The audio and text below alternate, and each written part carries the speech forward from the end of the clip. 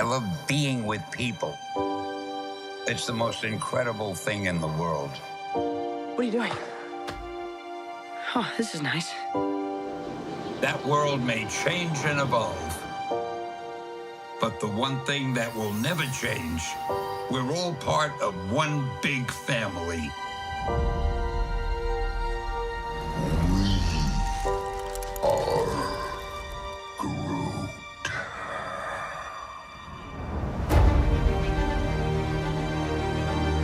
That man next to you, he's your brother. That woman over there, she's your sister. Higher, further, faster, baby. That's right. We're all part of one universe Wakanda forever! that moves ever upward and onward to greater glory.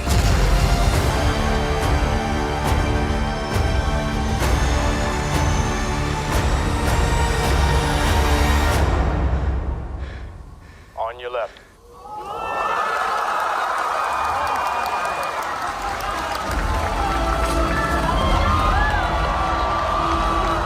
Avengers!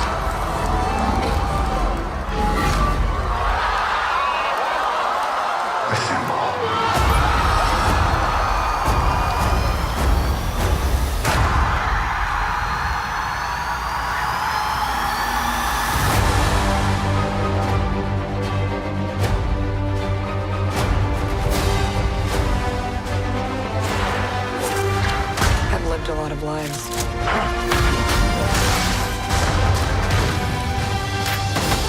But I'm done running from my past. We have unfinished business. Who's we?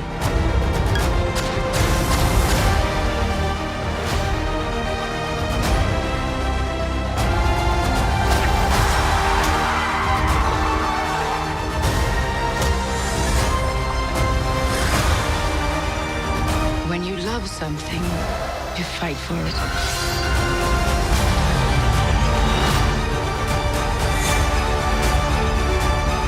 We're the ones who changed everything.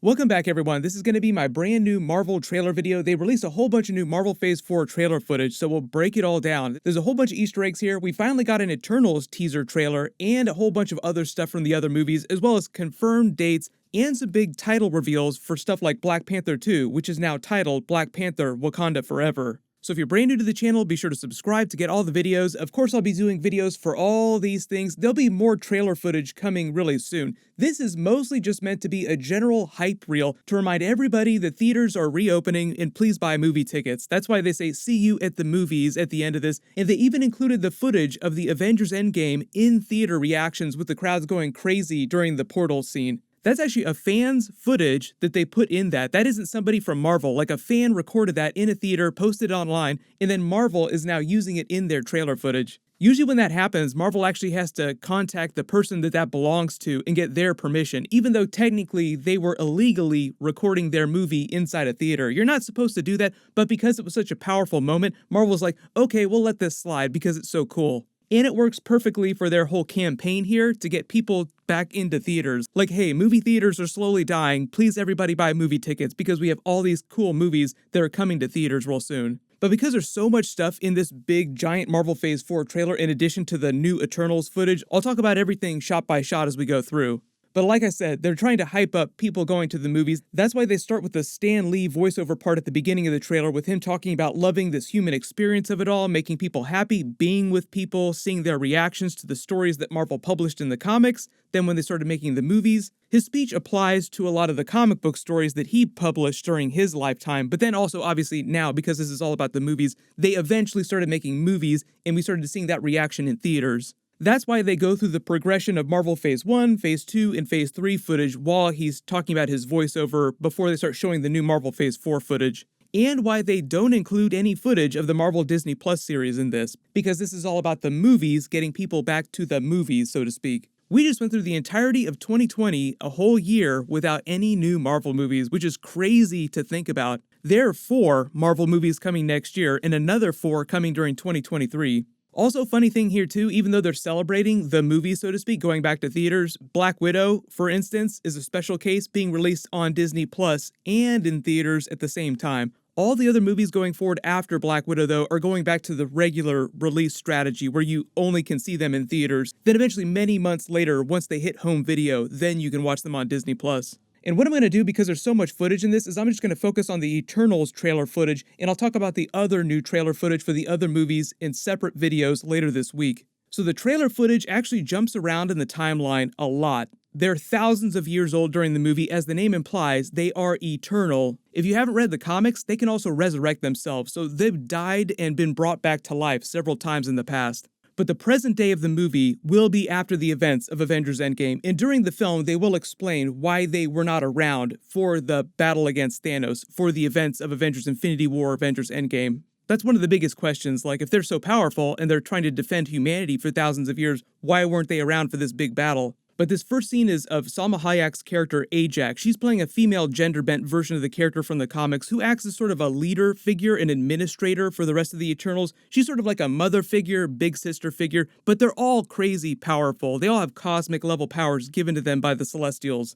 She's just a voice of authority amongst the Eternals while they're all busy doing their own day-to-day things around the world. But if it wasn't clear, they were all created by the Celestials at the same time. So they were all born, quote unquote, or born again at the same time. Because it's basically the Celestials modifying regular humans and giving them these celestial powers. They're like the next closest thing to mutants inside the MCU, but technically because they weren't born with their powers, you refer to them as mutates, not mutants. In order to be a mutant, you have to be born with your powers. It's a little hard to tell when this scene of her on horseback is happening because it could be present day, but it's just her riding around on this horse.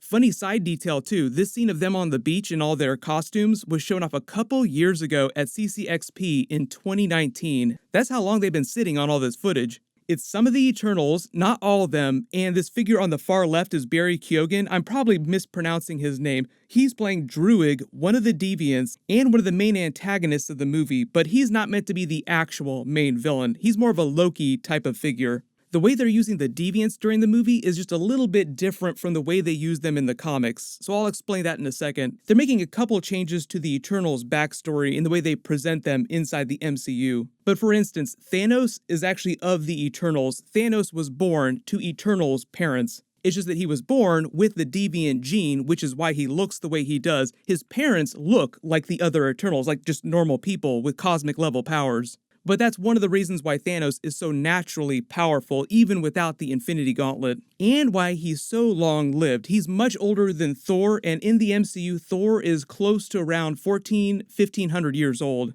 Remember, Asgardians live for about 5,000 years, give or take, so the Asgardians, like Odin, Thor, they would probably know about the existence of the Eternals. But this scene of them on the beach is supposed to be a wedding, I believe, and the way they talk about it, you hear Salma Hayek's voiceover in the trailer saying, when you love something, you fight for it. That's a reference to this wedding, like the Eternals loving each other, fighting for each other, and a reference to the Eternals loving humans, humanity, wanting to fight the Deviants, the Celestials, to save Earth. Defending the planet from alien invasion, so to speak. Only this time it's not Thanos and the Infinity Gauntlet showing up with their army, it's the Celestials using Earth as their own personal experiment and hatching grounds for more Celestials. The Celestials themselves are kind of like the real villains of the movie in a way. They're more like cosmic gardeners that destroy whole worlds, build whole worlds, just as a matter of course, through their normal actions going around the universe. Their whole purpose is just to go around and just experiment with life, and when experiments don't pan out, they basically wipe it and start over again. So during the Guardians of the Galaxy footage, when the Collector is explaining the history of the universe, the history of the Infinity Stones, and you see the Celestial, this is Eson the Watcher, you see him use the Power Stone to sort of wipe a planet. That's basically a planet that the Celestials deemed where their experiment did not pan out. So it's like, okay, we'll just garden this weed away and try something else. But what the Celestials are using Earth for does threaten to destroy it.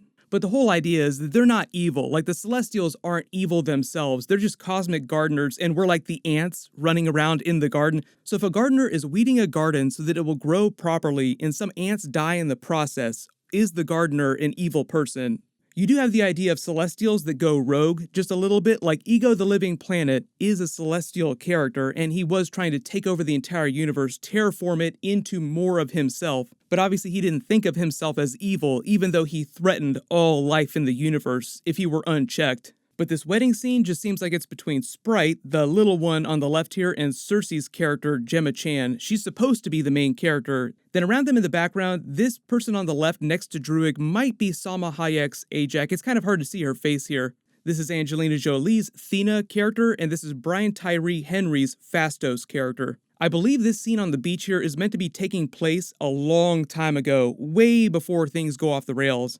Then you get a shot of them all together at a village. This is Kumail Nanjiani, he's playing Kingo. This is Sprite, the little one, like I said, Gemma Chan, Cersei next to her. Then Richard Madden's Icarus, then Thena, and then this is Gilgamesh on the far right. Then this scene of Thena fighting someone at night in her armor with her special sword from the comics seems like she might actually be fighting Gilgamesh, but it could be another one of the deviants. It's kind of hard to tell because the scene is so dark. Then this other scene of them from thousands of years ago is in ancient Babylon. The attack seems like they're in the middle of a war or some kind. Maybe it has to do with their battle with the deviants before the Celestials threaten to show up in present day. But you get to see Ajak, Salma Hayek, use some of her powers. Not all of them, just some of her powers. And it's her, Thena, Gilgamesh, Icarus, and Kingo. Then just reminding you that the release date is going to be in November before Spider-Man No Way Home. There's also a lot of Disney Plus stuff coming out later this year, but like I said, this trailer is just meant to be for the Marvel movies. There's another tag scene here with what seems like Cersei in present day. She might be talking to Kit Harington's Dane Whitman character in present day,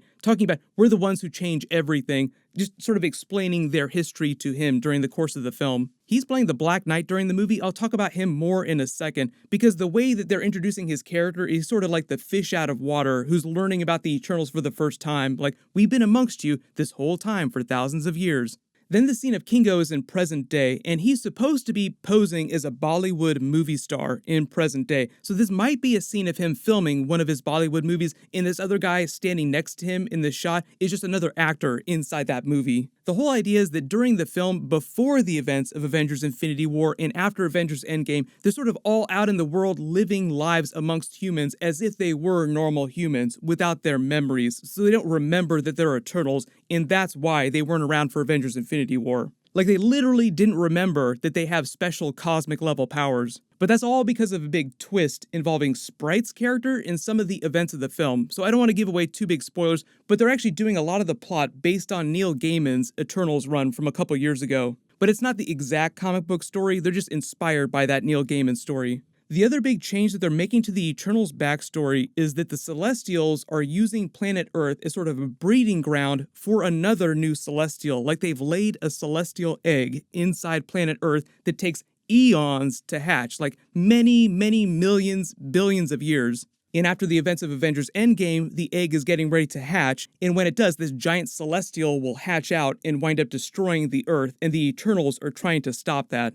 They're also changing the Deviants' backstory during the movie, and that'll explain why they also look exactly like the Eternals, because in the comics, most of the Deviants look like monsters. The whole idea with Kit Harington's character, Dane Whitman, the Black Knight, is that he doesn't know a whole lot about his family's lineage, but it is pretty close to the comic book plot, where he is just the latest Black Knight, and it's sort of a title that gets passed down along with the Ebony Blade and his family's curse. There's a romance between his character and Cersei during the movie in present day, but I believe those two characters are also supposed to cross over into Avengers 5 because both of them were members of the Avengers a long time ago in the comics. So everybody let me know if you spotted any big Easter eggs in this footage from the new footage that I didn't talk about during the video. I feel like I covered most of it. My next video will be for that new Shang-Chi trailer footage, so that should post early tomorrow. They also just announced they're dropping a brand new Loki trailer tonight, so that'll actually probably be my next video. I should be able to get that up later tonight. While you wait for everything, click here for my brand new Black Panther 2 Killmonger video, and click here for my last big Shang-Chi trailer video and Easter eggs. Thank you so much for watching, everyone stay safe, and I will see you guys at the movies.